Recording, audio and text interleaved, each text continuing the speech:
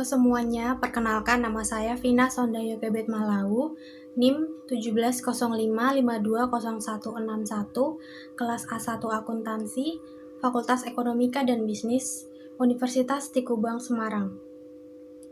Tujuan dibuat video presentasi ini adalah untuk penilaian ujian akhir semester mata kuliah Audit Investigatif yang diampu oleh Bapak Arif Himawan Dwi Nugroho, SEAK MM CACP. Pada presentasi kali ini, saya akan menjelaskan mengenai audit investigatif dengan teknik audit. Materi yang akan dibahas adalah yang pertama, pengertian teknik audit, yang kedua, kunci keberhasilan teknik audit, dan yang ketiga adalah teknik-teknik audit. Sebelum saya akan menjelaskan materi yang pertama, terlebih dahulu saya menjelaskan pengertian audit investigatif. Audit investigatif merupakan audit yang dilakukan dalam upaya untuk mengungkapkan adanya indikasi kuat terjadinya kecurangan yang berakibat kepada kerugian yang diderita oleh pihak-pihak terkait, baik berupa suatu institusi maupun terhadap perorangan. Adapun proses yang dilalui memiliki target agar terselesaikannya sebagai indikasi kepada suatu kejelasan dan ketetapan secara hukum atas tindak kecurangan. Audit investigatif lebih dalam dan tidak jarang melebar ke audit atas hal-hal yang tidak disentuh oleh opini audit. Audit investigatif diarahkan kepada pembuktian ada atau tidaknya fraud dan perbuatan melawan hukum. Meskipun tujuan opini audit berbeda dari audit investigatif, teknik auditnya sama. Hal yang berbeda adalah penerapan yang lebih intens dalam audit investigatif. Penerapan teknik audit investigatif yang lebih mendalam dan kadang-kadang melebar dengan fokus pada pengumpulan bukti hukum untuk menentukan apakah seseorang melakukan fraud atau tidak. Dan tujuan audit investigatif ini adalah mengumpulkan bukti-bukti yang dapat diterima oleh ketentuan perundang-undangan yang berlaku atau mengumpulkan bukti hukum dan barang bukti sesuai dengan hukum acara atau pembuktian yang berlaku. Saya akan masuk ke materi pembahasan yang pertama, yaitu pengertian teknik audit. Teknik audit merupakan cara-cara yang dipakai dalam mengaudit kewajaran penyajian laporan keuangan. Hasil dari penerapan teknik audit ini adalah bukti audit. Terdapat 7 teknik audit. Yang pertama, memeriksa fisik atau physical examination. Yang kedua, meminta konfirmasi atau confirmation.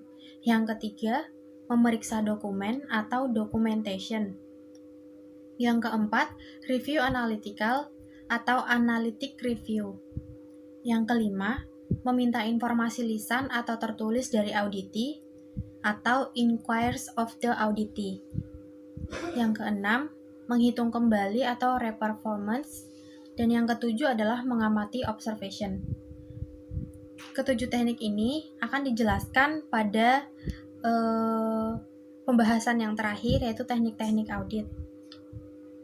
Apabila teknik-teknik ini diterapkan dalam audit umum, maka bukti audit yang berhasil dihimpun akan mendukung pendapat auditor independen.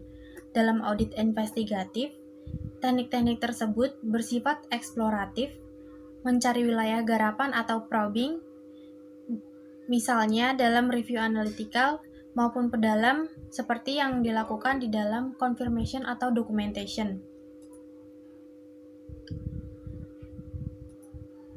Teknik-teknik audit relatif sederhana dalam audit investigatif. Sederhana, namun sangat ampuh. Selanjutnya yang akan saya jelaskan adalah kunci keberhasilan.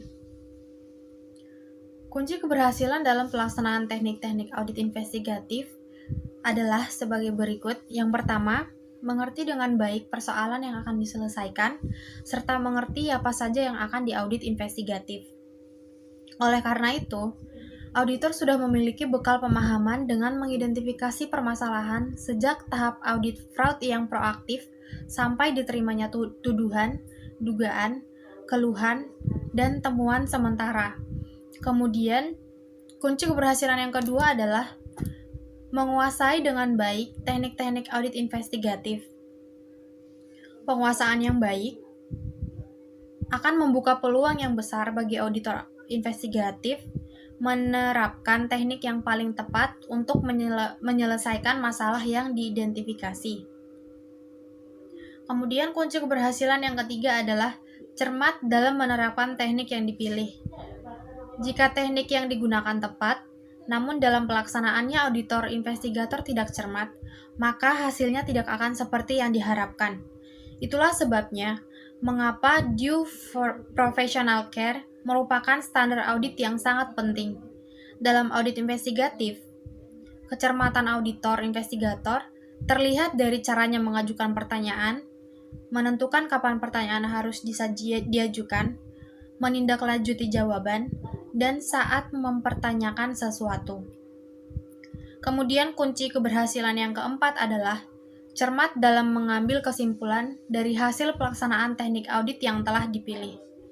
Temuan yang kelihatannya sepele di tangan penyidik yang mempunyai pengalaman dan pengetahuan yang luas merupakan menjadi suatu bukti yang sangat kuat dalam proses pengadilan.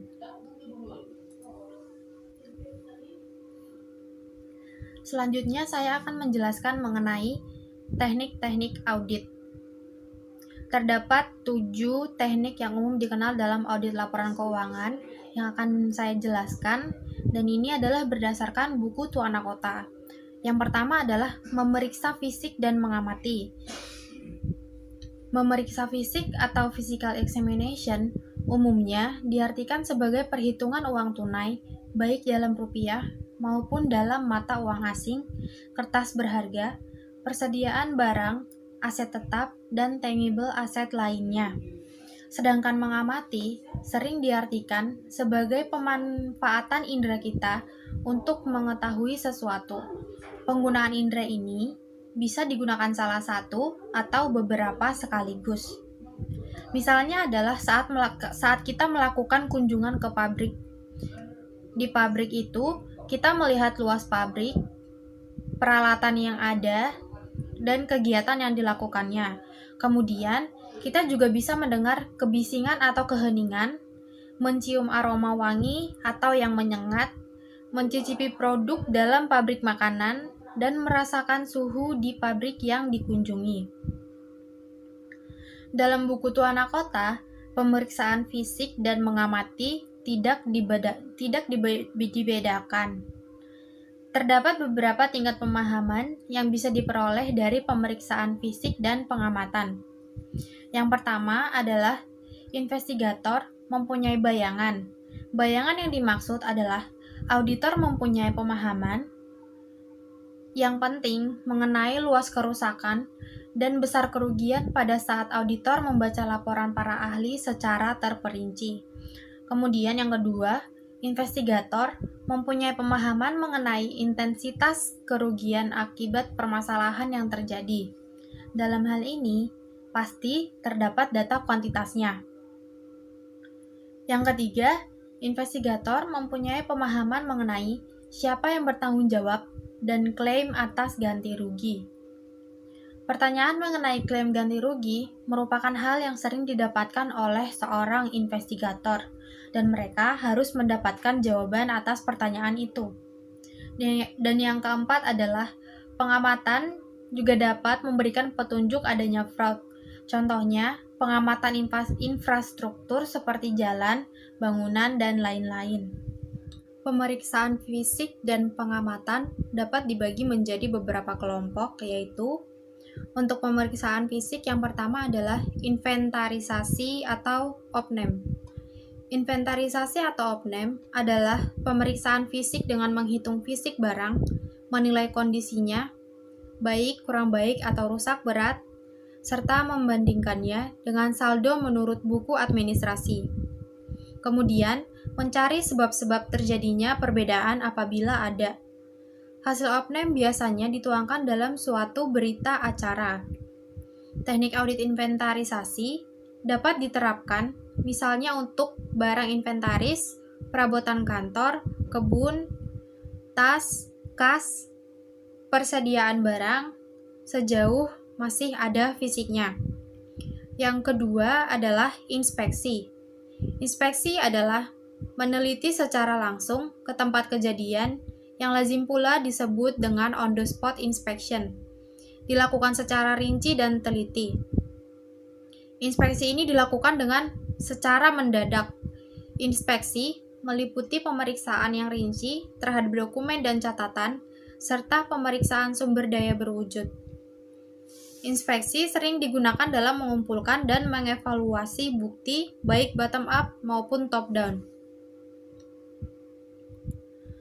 Contoh kegiatan inspeksi adalah pemeriksaan terhadap bukti-bukti transaksi seperti rekening bank, kwitansi atau tanda terima lainnya untuk mengevaluasi apakah transaksi yang dilakukan telah sesuai atau menyimpang dari rencana dan anggaran yang telah ditetapkan. Kemudian, untuk pengamatan, teknik ini sering dilakukan dari jarak jauh dan tanpa disadari oleh pihak yang diamati. Terdapat beberapa jenis pengamatan.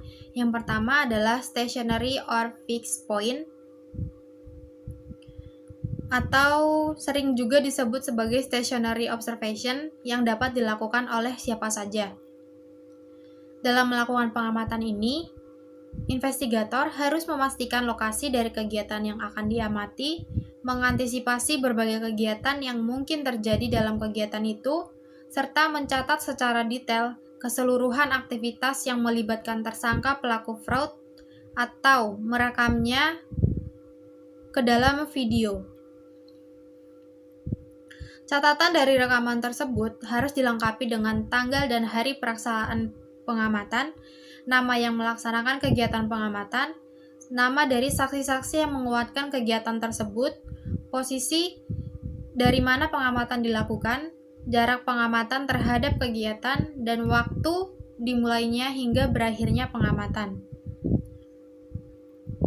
Kemudian, jenis yang kedua adalah moving or tailing. Hal ini sering juga disebut dengan pengamatan secara mobile atau bergerak. Nama umumnya adalah membuntuti aktivitas terduga pelaku fraud. Hal ini seringkali memiliki resiko yang lebih besar dibandingkan stationary surveillance. Sebagai contohnya, ada auditor internal yang ditembak saat sedang membuntuti seseorang terduga pelaku fraud. Kemudian, resiko kegagalan dari pengamatan ini juga sangat tinggi. Oleh karena itu, tailing hanya boleh dilakukan oleh seorang profesional. Kemudian jenis yang ketiga untuk pengamatan adalah electronic surveillance, yaitu dengan menggunakan alat elektronik untuk pengamatan seperti kamera video. Cara lain untuk electronic surveillance ini juga dilakukan dengan penyadapan atau wiretapping, yang merupakan bentuk lain dari pengamatan. Akan tetapi, penggunaannya sangat terbatas karena terkait dengan privasi dari seorang tempat bekerja. Meskipun demikian, penggunaan wiretapping juga bermanfaat, terutama jika aparat penegak hukum ikut terlibat dalam melakukan pengamatan. Oleh karena itu, pada saat melakukan pengamatan dengan penyadapan, investigator harus berkonsultasi terlebih dahulu dengan pihak terkait untuk melihat aspek legalitas dari penggunaan alat elektronik yang digunakan untuk penyadapan. Kemudian jenis yang keempat adalah covert or undercover operation, yaitu biasa disebut juga dengan operasi rahasia dan penyamaran, yaitu kegiatan yang legal dan diperbolehkan untuk mengamati aktivitas seseorang atau sekelompok orang secara diam-diam. Undercover operation ini sangat memakan biaya dan waktu, oleh karena itu harus dilakukan secara berhati-hati. Undercover operation dilakukan hanya jika terjadi yang pertama kolusi atau fraud skala besar yang terjadi, yang kedua metode investigasi fraud yang lain gagal, yang ketiga investigasi dapat dimonitor secara langsung, yang keempat ada alasan yang logis dan cukup untuk yakin bahwa fraud sedang terjadi atau akan terjadi. Kemudian investigasi dilakukan mematuhi hukum yang berlaku. Kemudian investigasi tetap berlangsung secara rahasia dan penegak hukum diberikan informasi secara reguler ketika bukti yang cukup telah diperoleh. Kemudian teknik yang kedua adalah meminta informasi dan konfirmasi. Meminta informasi secara lisan maupun tertulis kepada auditee merupakan hal yang sangat umum dilakukan oleh auditor. Sama seperti audit, dalam audit investigasi, permintaan informasi harus dibarengi, diperkuat, atau dikolaborasikan dengan informasi dari sumber lain atau diperkuat dengan cara lain.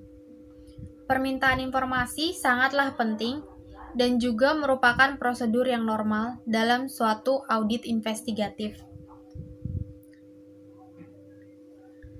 Meminta konfirmasi merupakan meminta pihak lain dari yang diaudit investigatif untuk menegaskan kebenaran atau ketidakbenaran suatu informasi. Dalam audit, teknik ini umumnya diterapkan untuk mendapat kepastian mengenai saldo utang piutang.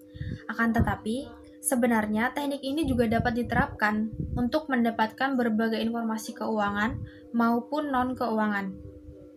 Dalam audit investigatif, seorang investigator harus memastikan apakah pihak ketiga mempunyai kepentingan dalam audit investigatif.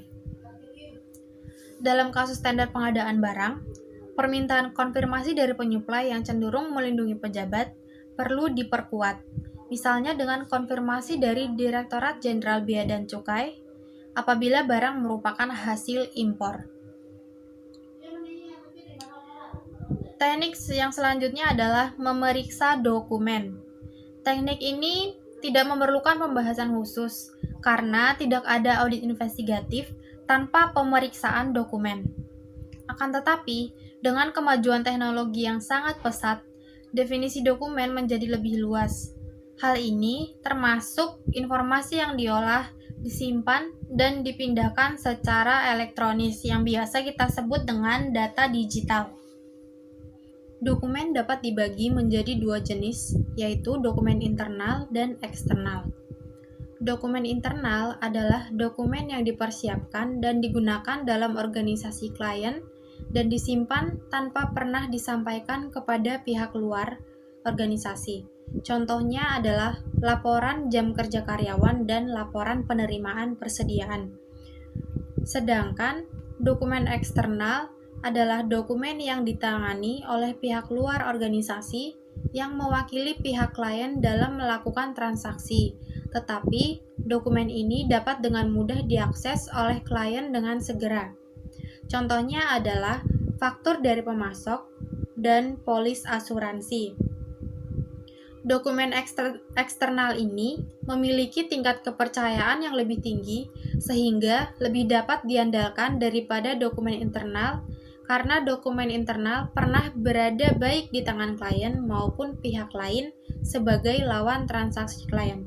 Sedangkan untuk dokumen internal itu banyak kemungkinan dan besar kemungkinannya dapat dimanipulasi oleh internal organisasi itu. Kemudian teknik-teknik audit yang dapat digunakan untuk mengumpulkan dokumen itu contohnya adalah yang pertama verifikasi, kemudian yang kedua pemeriksaan bukti pendukung atau vouching, kemudian penelusuran atau tracing, kemudian scanning, dan rekonsiliasi.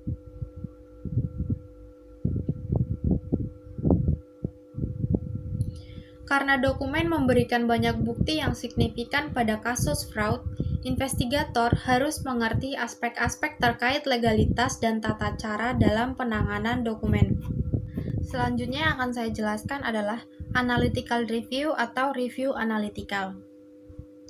Pelaksanaan analytical review dapat dilakukan dengan menggunakan perangkat lunak. Akan tetapi, dalam analytical review, yang terpenting bukanlah perangkat lunaknya, melainkan semangatnya, seperti yang dikatakan oleh Hawke, think analytical first. Hal tersebut merupakan ciri auditor dan investigator yang tangguh. Oleh karena itu, auditor dan investigator harus menguasai gambaran besarnya terlebih dahulu. Terdapat berbagai macam dan variasi dari teknik analytical review. Semuanya didasarkan atas perbandingan antara apa yang dihadapi dengan apa yang layaknya harus terjadi dan berusaha menjawab sebab terjadinya kesenjangan. Apakah terdapat kesalahan atau error, fraud, atau kesalahan dalam perumusan acuannya. Teknik analytical review yang pertama adalah Betriebsvergleich dan Zeitvergleich. Buku teks ekonomi perusahaan tahun 1950-an memberi dua contoh pembandingan dengan menggunakan istilah Jerman, yaitu Betriebsvergleich dan Zeitvergleich. Dalam Betriebsvergleich, kita membandingkan perusahaan atau Betriebs yang diaudit investigatif dengan pesaingnya yang seukuran. Terutama kalau Betriebs lainnya cukup banyak, kita bisa mendapat rata-rata industri yang handal. Betriebsvergleich banyak digunakan akademisi untuk menganalisis kompetisi atau persaingan. Dalam Zeitvergleich, kita membandingkan perusahaan yang kita audit investigatif pada saat sekarang dengan hal yang sama di masa atau Zeit yang lalu.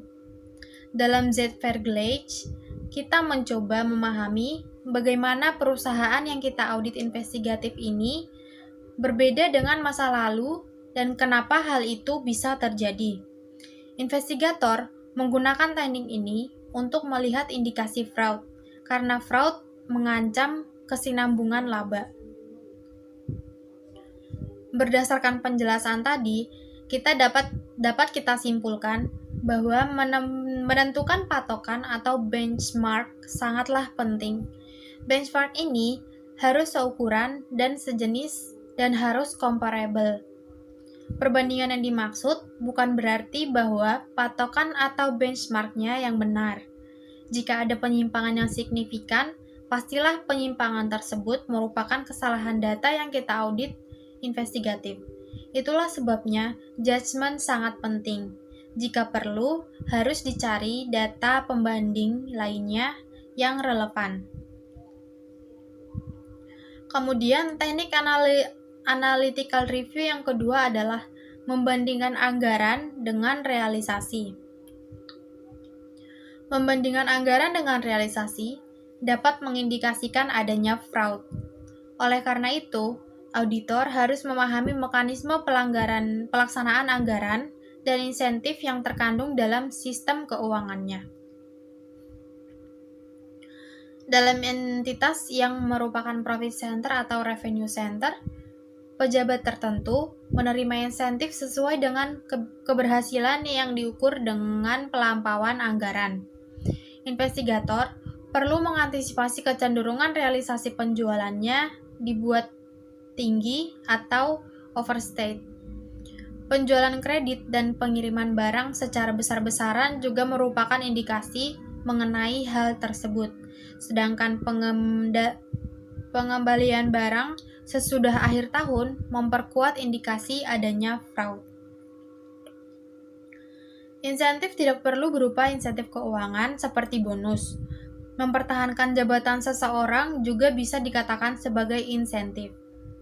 Dalam perusahaan yang berkecimpung dalam bidang teknologi, Dewan Komisaris berupaya menjatuhkan anggota Dewan Direksinya dengan mempertanyakan kenapa anggaran modal untuk mendatangkan peralatan berteknologi tinggi belum terrealisasi. Investigator perlu memahami kepentingan kedua kubu ini. Kemudian, teknik analytical review yang ketiga adalah Analisis vertikal dan horizontal. Analisis vertikal dan horizontal merupakan analisis rasio laporan keuangan. Analisis vertikal menunjukkan rasio antara suatu akun dengan akun lainnya dalam laporan keuangan untuk tahun yang sama. Analisis vertikal dapat dilakukan untuk neraca. Akun-akun neraca dapat dibandingkan, misalnya dengan jumlah aset. Dengan analisis vertikal, kita dapat mengubah angka-angka laporan keuangan dari nilai angka menjadi nilai persentase. Laporan keuangan dalam persentase ini disebut dengan laporan keuangan berukuran sama atau Common Size Financial Statement. Manfaat laporan keuangan berukuran sama adalah dapat membandingkan perusahaan yang sejenis yang mempunyai ukuran berbeda. Analisis horizontal menunjukkan perubahan satu akun untuk satu periode yang dibandingkan dengan periode sebelumnya atau periode berikutnya. Angka-angka untuk tahun yang sama dari periode berikutnya atau sebelumnya dalam laporan keuangan disajikan berdampingan. Oleh karena itu, analisis ini disebut dengan analisis horizontal.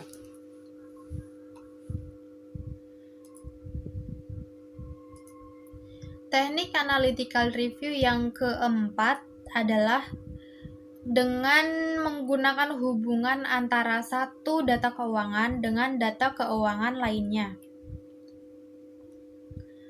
Beberapa akun, baik dalam suatu maupun beberapa laporan keuangan, bisa mempunyai keterkaitan yang dapat dimanfaatkan untuk review analitikal. Contohnya adalah angka penjualan dengan piutang dan persediaan rata-rata, angka penjualan dengan bonus bagian penjualan, penghasilan bunga dengan saldo rata-rata tabungan, dan masih banyak lagi. Kemudian teknik analytical review yang kelima adalah menggunakan data non-keuangan.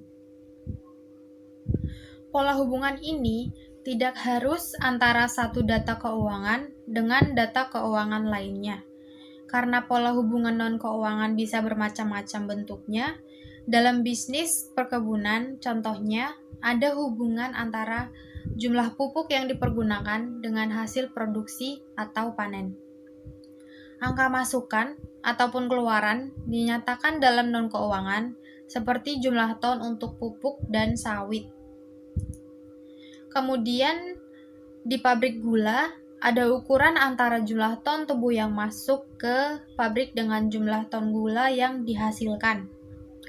Pola hubungan antara masukan dan keluaran ini dinyatakan dalam satu rasio yang dikenal dengan rendement dalam industri gula. Review analytical sering dilakukan dengan hitungan cepat atau back of the envelope computation untuk menunjukkan keganjilan. Contohnya adalah seorang bankir mencatat informasi yang diterimanya dari calon debiturnya. Dengan cepat, ia menentukan bahwa pabrik berkapasitas besar di lokasi yang terisolasi tidak akan dapat beroperasi karena bahan bakunya tidak akan cukup. Semua data untuk membuat kesimpulan tersebut dia peroleh selama makan siang dengan calon debiturnya. Kemudian teknik analytical review yang keenam adalah regresi atau analisis tren. Dengan data historical yang memadai, review analytical dapat mengungkapkan tren. Dalam mempermudah perhitungan dan grafiknya, dapat digunakan berbagai perangkat lunak yang mendukung dalam pengungkapan analisis tren. Menggunakan teknik analytical review yang selanjutnya adalah yang ketujuh, menggunakan indikator ekonomi makro. Indikator ekonomi yang dapat digunakan adalah inflasi. tingkat pengangguran, cadangan devisa, indikator ekonomi negara-negara yang menjadi partner perdagangan Indonesia, harga minyak mentah, dan komoditi lainnya. Indikator tersebut merupakan bidang studi yang ditekuni oleh para ahli ekonomi makro dan ekonometri. Kendala perumusan ekonometri akan membantu investigator melalui data agregat tanpa harus memasuki pemeriksaan SPT sebagai langkah yang pertama. Pemeriksaan SPT dilakukan apabila terdapat indikasi yang kuat dengan net worth method atau expenditure method. Net worth method digunakan untuk membuktikan adanya penghasilan yang tidak sah dan melawan hukum. Pemeriksaan dapat dihubungkan dengan besarnya pajak yang dilaporkan dan dibayar setiap tahunnya. Laporan harta kekayaan pejabat merupakan dasar dari penyelidikan, sehingga memberikan beban pembuktian kepada yang bersangkutan. Selain membuktikan adanya penghasilan yang tidak sah dan melawan hukum, seorang auditor investigator juga harus mengikuti jejak yang ditinggalkan dari arus uang sampai arus uang tersebut berakhir. Naluri penjahat selalu menutup rapat identitas pelaku, berupaya memberi kesan tidak terlihat atau tidak di tempat saat kejadian berlangsung. Dana bisa mengalir secara bertahap dan berjenjang, akan tetapi pada akhirnya akan berhenti di suatu atau beberapa tempat perhentian terakhir. Dan tempat inilah yang akan memberikan petunjuk kuat mengenai pelaku fraud. Kemudian teknik yang terakhir adalah menghitung kembali atau reperform, yang termasuk dalam ketujuh teknik audit yang sudah dijelaskan di awal. Reperform tidak berbeda dengan mengecek kebenaran perhitungan dan merupakan hal yang sangat umum dalam audit. Biasanya, tugas ini diberikan kepada junior auditor di kantor akuntan. Dalam audit investigatif, perhitungan yang dihadapi biasanya sangat kompleks karena didasarkan atas kontrak perjanjian yang rumit. Oleh karena itu, terdapat kemungkinan bahwa telah terjadi perubahan dan renegosiasi berkali-kali dengan pejabat yang berbeda, sehingga perhitungan seperti ini akan dilakukan oleh investigator berpengalaman.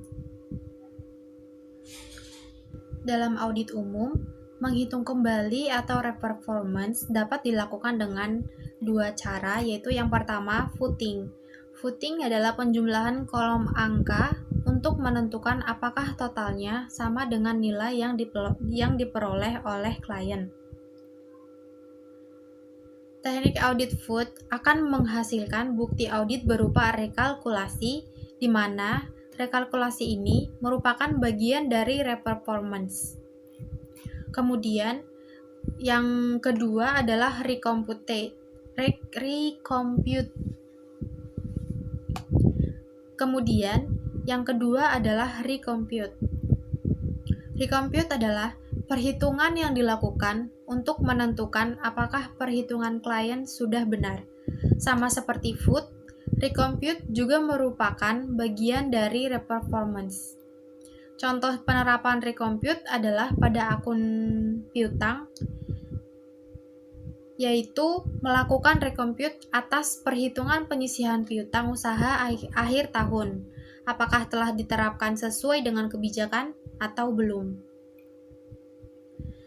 Sedangkan dalam audit investigatif itu perhitungannya sangat kompleks. Contohnya adalah perhitungan atas nilai potensi kerugian negara dalam proyek jalan raya yang melibatkan perhitungan material bahan, volume kurang, ketebalan aspal yang tidak sesuai dengan spesifikasi, unsur aspal yang tidak sesuai setelah uji di lab, dan masih banyak permasalahan lainnya. Oleh karena kekompleksannya itu, akan dilakukan oleh auditor yang lebih berpengalaman.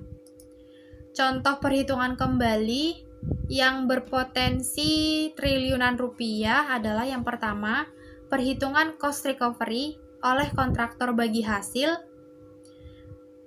Kemudian yang kedua, perhitungan kembali biaya yang dikeluarkan BUMN di mana mempunyai kewajiban memberikan pelayanan umum karena keterlambatan pembayaran PSO mempunyai dampak yang besar terhadap likuiditas BUMN yang bersangkutan. Berdasarkan yang telah saya sampaikan sebelumnya, dapat diambil kesimpulan bahwa terdapat perbedaan antara ruang lingkup atau intensitas audit umum dan audit investigatif. Dalam audit laporan keuangan atau audit umum, auditor mengumpulkan bukti audit untuk memberikan keyakinan yang memadai. Sedangkan audit investigatif lebih dalam dan lebih luas dari audit atas laporan keuangan. Karena bukti hukum dan barang bukti yang dikumpulkan akuntan forensik akan diuji dalam persidangan. Pengujian inilah yang akan menentukan apakah bukti dan barang bukti ini dapat menjadi bukti yang dapat memberikan keyakinan kepada majelis hakim dalam proses persidangan. Sekian materi presentasi yang dapat saya sampaikan. Apabila ada kesalahan dan kekurangan, mohon dimaafkan. Sebelum saya menutup video presentasi ini, saya ingin membagikan beberapa kata yang mungkin dapat memotivasi kita semua. Terdapat 3 aturan sederhana dalam hidup. Jika Anda tidak mengejar apa yang Anda inginkan, maka Anda tidak akan pernah memilikinya. Jika Anda tidak berani bertanya, maka jawabannya akan selalu tidak. Jika Anda tidak ada keberanian untuk melangkah maju, maka Anda akan selamanya berada di tempat yang sama. Sekian yang dapat saya sampaikan, semoga bermanfaat.